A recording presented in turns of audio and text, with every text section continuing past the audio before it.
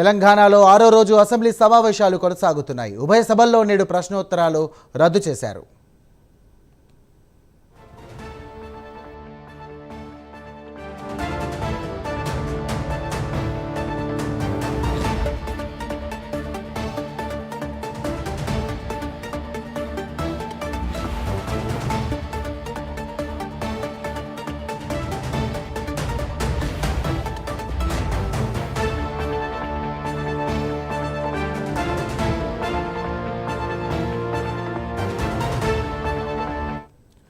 Right, breaking చూస్తున్నాం. తెలంగాణలో 6వ రోజు అసెంబ్లీ సమావేశాలు కొనసాగుతున్నాయి.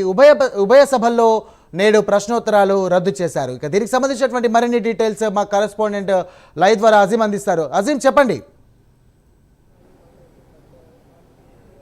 తెలంగాణ శాసనసభ శాసన మండలి ఏదైతే 6వ రోజు బడ్జెట్ సమావేశాలు ఈ రోజు మరి కాసేపట్లో ప్రారంభం కానున్నాయి. అయితే రెండు ఉభయ సభల్లోనూ కూడా క్వశ్చన్ అవర్ని రద్దు చేశారు. అయితే క్వశ్చన్ అవర్ ఉండకపోవచ్చు, కానీ అయితే 0 అవర్ని అయితే అటు శాసనసభలో శాసన మండలిలో కొనసాగిస్తారు. అయితే సభ్యులకు ఆ నియోజకవర్గంలో ఉన్నటువంటి సమస్యలు ఏవైతే ఉన్నాయో ఆ సభ్యులు ఆ 0 అవర్లో ఆ సమస్యలను లేవనెత్తేటువంటి అవకాశం ఉంటుంది. సో దానికి సంబంధించి మినిస్టర్స్ కూడా రిప్లై ఇస్తారు. సో ఈ 0 అవర్ అయిపోయిన తర్వాత ఏదైతే ఇప్పటికే ఇటు శాసనసభలో ముఖ్యమంత్రి రేవంత్ రెడ్డి 2 బిల్లులను ఇప్పటికే టేబుల్ చేసినటువంటి అంశాలు ఉన్నాయి. ఆ 2 టేబుల్కి చేసిన అంశాలపై ఏదైతే చర్చ జరిగే అవకాశం ఉంది. అందులో ఒకటి Telangana advocates welfare fund amendment bill ఒకటి ఏదైతే ఇప్పటికే టేబుల్ చేశారో సో దీనికి సంబంధించి ఒక చర్చ జరుగుతుంది. అలాగే రెండో bill Telangana advocates clerks welfare fund amendment bill కూడా ఏదైతే ఇప్పటికే రేవంత్ రెడ్డి సభలో ఏదైతే ప్రవేశపెట్టారో సో దీనికి సంబంధించిన 2 బిల్లులకు సంబంధించిన చర్చ జరుగుతుంది. అయితే దీనికంటే ముందు కూడా ఏదైతే దుద్దిల శ్రీధర్ బాబు ఐటీ మినిస్టర్ కూడా ఒక యాన్యువల్ రిపోర్ట్ని కూడా ఏదైతే సభలో టేబుల్ చేయనున్నారు. మనం చూసుకున్నట్టయితే అది leather industries promotion corporation limited annual రిపోర్ట్ని ఏదైతే మంత్రి శ్రీధర్ బాబు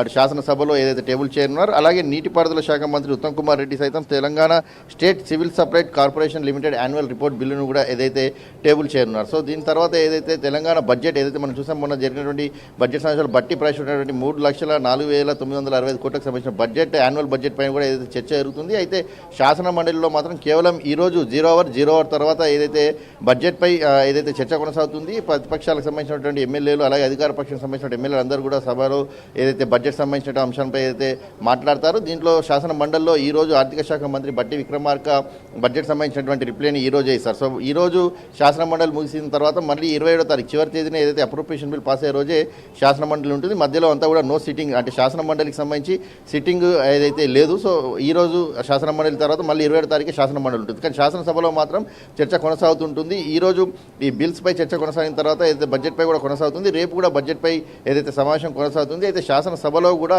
ఆర్థిక శాఖ మంత్రి డిప్యూటీ సీఎం బట్టి విక్రమార్కనే దీనిపై ఏదైతే రిప్లై ఇచ్చే అవకాశం ఉంటుంది. ఎందుకంటే రేపు సీఎం కూడా దీనిపై ఏదైతే చెన్నై వెళ్ళేటువంటి అవకాశం ఉంది. సో ఆర్థిక శాఖ మంత్రిగా డిప్యూటీ సీఎంగా ఏదైతే బట్టి విక్రమార్కనే రేపు శాసనసభలో కూడా ఏదైతే బడ్జెట్ సంబంధించినటువంటి రిప్లైని అయితే ఇవ్వనున్నట్టు తెలుస్తుంది. సో వాడి వేడిగా అయితే చర్చ జరిగేటువంటి అవకాశం చాలా స్పష్టంగా కనిపిస్తుంది. ఎందుకంటే ఇప్పటికే బీఆర్ఎస్ బీజేపీకి సంబంధించినటువంటి నేతలు ఏదైతే బడ్జెట్ గాంధీ భవన్లో ప్రవేశపెట్టినటువంటి బడ్జెట్లా ఉంది, ఇది సామాన్యుల బడ్జెట్ కాదు, ఇది వాస్తవాలకు పూర్తి విరుద్ధమైనటువంటి బడ్జెట్, ఎక్కడ కూడా 6 గ్యారెంటీలకు సంబంధించినటువంటి అంశాలను ఎక్కడ కూడా ప్రస్తావించలేదు. మహాలక్ష్మి కింద 2,500లకు సంబంధించిన పథకాలు కూడా ఎక్కడ కూడా దీంట్లో పెట్టలేదు. అలాగే ఏడాదికి 40,000 కోట్లు అప్పు మాత్రమే అప్పుడు సీఎంగా ఉన్నటువంటి కేసీఆర్ తీసుకొస్తే ఇప్పుడున్నటువంటి రేవంత్ రెడ్డి కేవలం ఏడాదిలోనే 1,65,000 కోట్ల అప్పును తీసుకొచ్చారు. మరి ఇదేలా చూడాల్సి ఉంటుంది అనే అంశాలపై కూడా ఏదైతే ప్రతిపక్షాలు ఏదైతే అధికార పక్షాన్ని గట్టిగా కౌంటర్ ఇవ్వడానికి సిద్ధమవుతున్నాయి. అలాగే సీఎం కూడా రేపు సభలో ఉన్న నేపథ్యంలో గట్టిగా కౌంటర్ ఇవ్వాలని చెప్పి ప్రతిపక్షాలు కూడా డిసైడ్ అవుతున్న పరిస్థితి మనకు కనిపిస్తుంది. అయితే ప్రతిపక్షాలకు సంబంధించిన కౌంటర్ కూడా అధికార పార్టీ కూడా ఏదైతే ఫుల్గా ప్రిపేర్ అయ్యి ఏదైతే వారు ఇచ్చినటువంటి ప్రతి